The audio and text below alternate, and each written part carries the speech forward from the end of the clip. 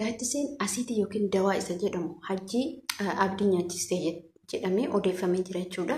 Nyaata kaleessa abdii irraa irratti ofirraa deebisee irratti hajji yooma sanitti akka ofirraa raruu fi dafee akka mana yaalaa deemullee taasise jechuudha.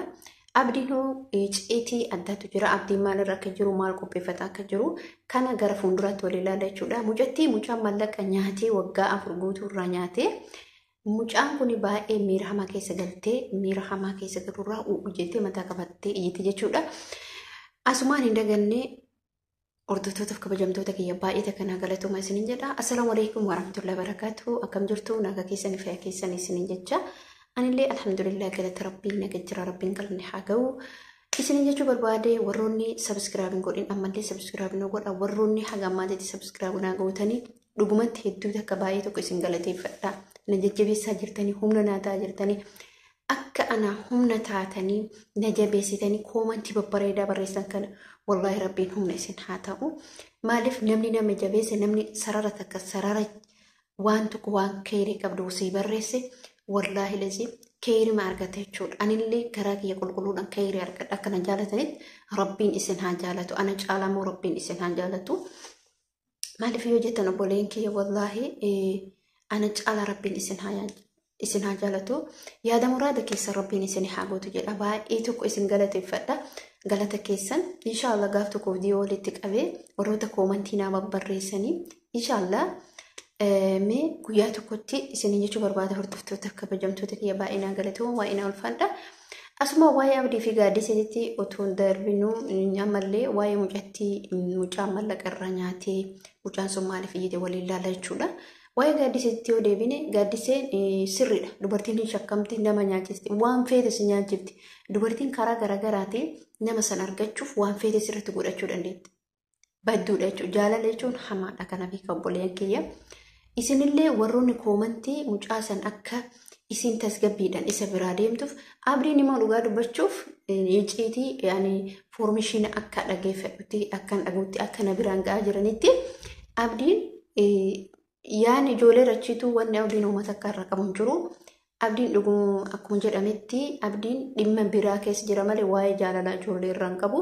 Ijoollee lachinuyyuu bilaashumatti wal fixanii gaaddiseen mootuu bilaashumatti maqaan isii badii jechuudha.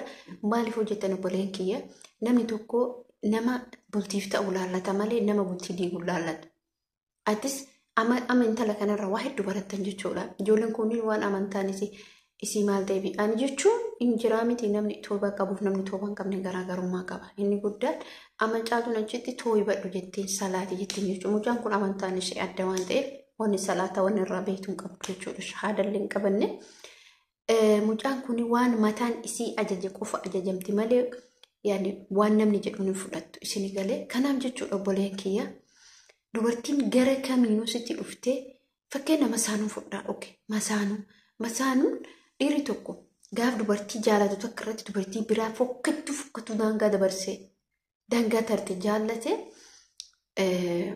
dhugumatti fokkattuu daangaa darbeessan jaalata isii bareedduu hangafaa san dhiise. Maaliif dubartiin kun poroosesii garaagaraatiin nama kana gara zoorfachuu feeti.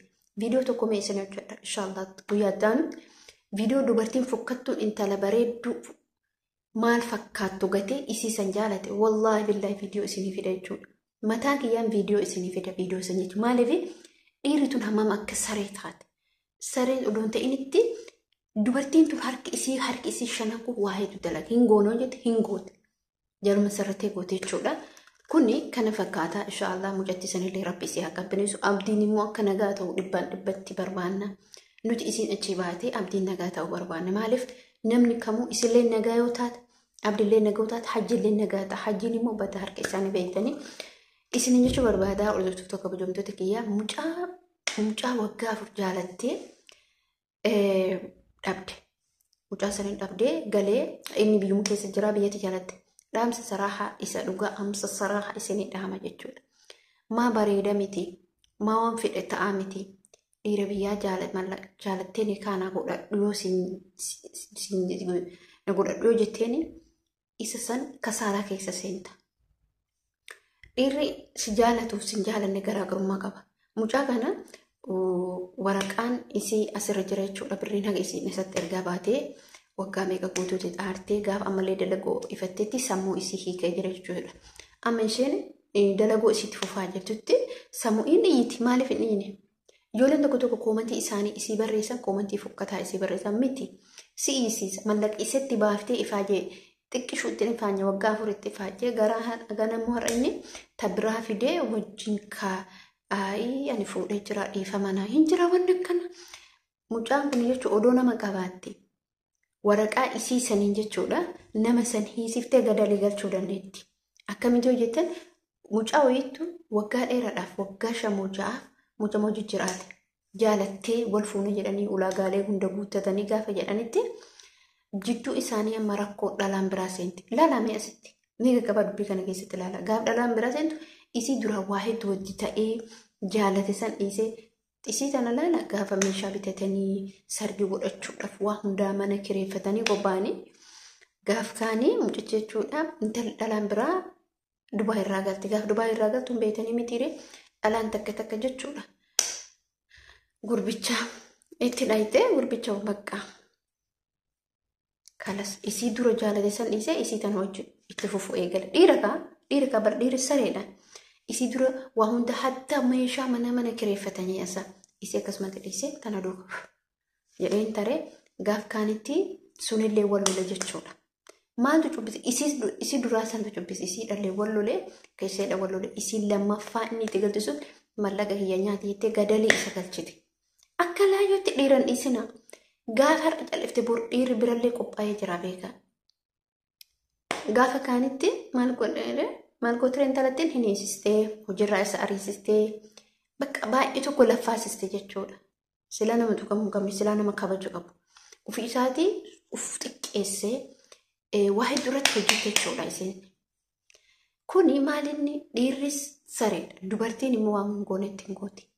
Waa'ee mucaa kanaatirraa kaasa jechuudha. Dafqa isii kana mee dhugaa rabbii dubbachuu obboleen kee. Gizee mana namaa dalagan kana nuti irra guddinni warra mana namaa dalagu. Warra ummata adii kana bira dalagu. Mee sa'aatii kam nyaatu keetiifuu hin fiida. Galgala hin fiida. Ganama hin fiida. Hirriba ka anama fakkeenyaaf yeroo gizee daqiiqa 5 fa'aa jedhutu jira.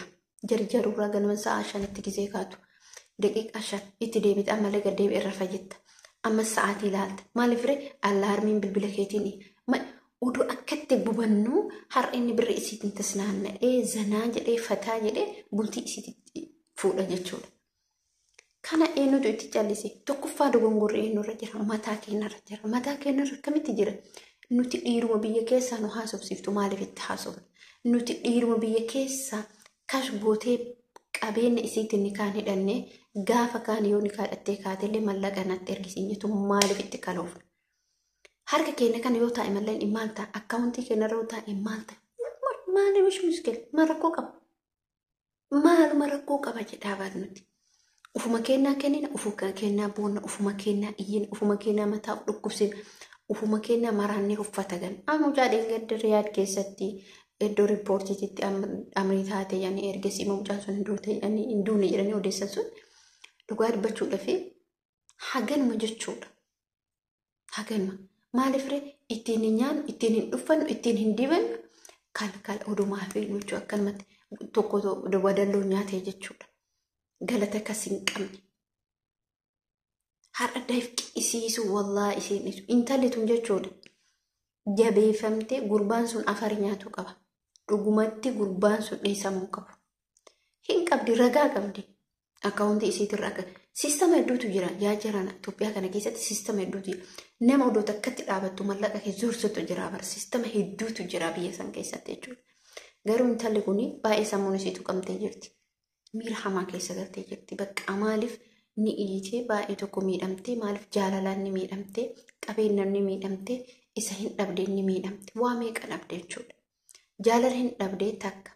Qabeenya isii hin dhabdee 2. Isallee dhabde 3. Qabeenyi isii waggaa 4 sunillee daaraa ta'e tokko itti fayyadama. Akkuma isii isa wajji jira isii ama fuudhisa wajji jiraata. Hamma dhiirri kun garaa jabaattu laala obboleen kee. Isin nuti tokko balleessaa keenya kana odoo beeknu wantoota ta'aa jiru odoo arginu harka keenya kanaan laayidhee bukeessine argine kana finne dhoqqee keessa keenya ol baasuu hin dandeenyu beekaa. Shanan kun yoo dhoqqee keessa seene ba'uu hin danda'u. Maaliif ree? Wanni ba'uu hin dandeenye rakkoon nuti qabnu xiqqaa miti. Wanti nuti yaadnu gaafa dhiirri tokko anumti mataa kiyyaa. Fakkeenyaaf namni tokko gaafa jaaladha inni dogongoreen beeka. Nama jaaladhee dogongoreen beeka. Haa ta'u dhiirri gaafa si jaalatu mallaqa si gaafata. Gaafa mallaqa si gaafatu immoo akka jaalala kee hin qabne beeki. Ni jaalatta, ni miidhamta. Ni miidhamta jaalala keessatti. Garuu immoo jaalala irratti dhugaa rabbiitti jechuudha. Dhugaa matti jaalala irratti namni haga kee miidhame hin jiru. Gaaf cabsee sitti mallaqaan dhufuu fi gaaf dura ka'umsa sitti dhufu garaagarummaa qaba. Gaaf qawwala sitti dhufu si jaalladha isa malee namni ana malee namni hin jiru fakkeenyaaf. Gaafa mallaqa keessa seentu banii biraa bakka ati nan jaalattu ati akkas ati akkana bakka yoo ati mallaqan ergine dhiirri keenya akkana jechuudha. Haalli qilee haalitu kaalas. Immoo dhiiroti mallaqan jettu hin baafachiisu. Dhiirota mallaqa jettu jechuun baafachiisu haa baafatu. Yoo inni deeme ka biraatti dhufa. Riskiin ka biraatti dhufa. Dhiirri isa malee hin jiru. Maaliif miiliyoona tokko tare isaa akka isa caalutti dhufa. Inni guddaan ittiin gafeen. Inni guddaan mallaqa ittiin kenneen. Bakka dhiira mallaqa si gaafate taanaan bilbila tana naa biti siin jette taanaan. Gaafa galtu kana naa godhi. Gaafa galtu kana san naa godhi. Aybaada biti ayfooni biti kana gal hin jiru. Dhayyala. Haga gaafa qabeenya isaatiin si fuudhee jedhutti badheera tana yaada rabbiin itti cufe malee wallahi billahi jechuudha miilaala rabbii itti cufe malee wanni nuti qabnu mana qabaadhu lafa qabaadhu birrii qabaadhu hundi isaa harkadha. Garuu gowwinnatiin isaanii maanire wallaalummaan isaanii maanni isaan bakka ufuma isaaniitii lafa jala waan sin barbaanneef lafa jala zoorsatu barbaada. Lafa jalan kufataa si jaaladha jedha sababa godha qabu. Haay bakka hojii deemaa jira. Haay waa laalaa jira. Bara akkanumaan onlaayinii seene. Qilee lixaa morraadha si morroon akkasii. Itti na gubdan bara isin hin beektanii. Na gubdanii barana. Wallahi ijoolleen ta'e akkatti obboleettiin ta'e galgalaa ganama TikTok fi YouTube Facebook irraa bootu na gubdanii. Silaa mucattiin tun nama qabaattee haayxii isi oolteen bultu. Silaa obboleessa jabaan duuba jiraate gurbaan kun har'a bakki inni jiru eessa mana hidhaa keessa jira. Mucaan kun jechuudha maallaquma gadi na hixe gurbaa san hidhaa hiisifti. Hojiirraas bitintiin goota hojii mootummaa qabaatee irraa isaa hiisifti. Mallaqa wallaa ana taatee jechuudha. Ana taatee dabalee mallaqa baasee gurbaa san hojiirraa arabsi qomtuutu godhee isa galchatteessisa. Yookiin immoo caccabsiisee nama itti bite maal abbo. Maal akkatti duudi kiyya nacite harki kiyya nacu ta'ee luqaa qamaa cahee mana namaa dalagee kiroorsi harka kiyya fixe. Maa yaaduun maasee yookiin galin jedhuun kana isin jechuun barbaada hordoftoota kabajamtoota kiyya viidiyoo kee isinitti dheeressa jira. Hamma viidiyoo biraatti walitti deebinutti baay'ee isin jaaladha baay'ee isin kabaja jecha isiniif hin qabu bakka illee isiniif hin qabu. Wallaahi baay'ee tokko akka ani isin jaaladhu ana caalaa rabbiin isin jaalatu. Assalamu alaikum warahmatullahi wabarakatuh.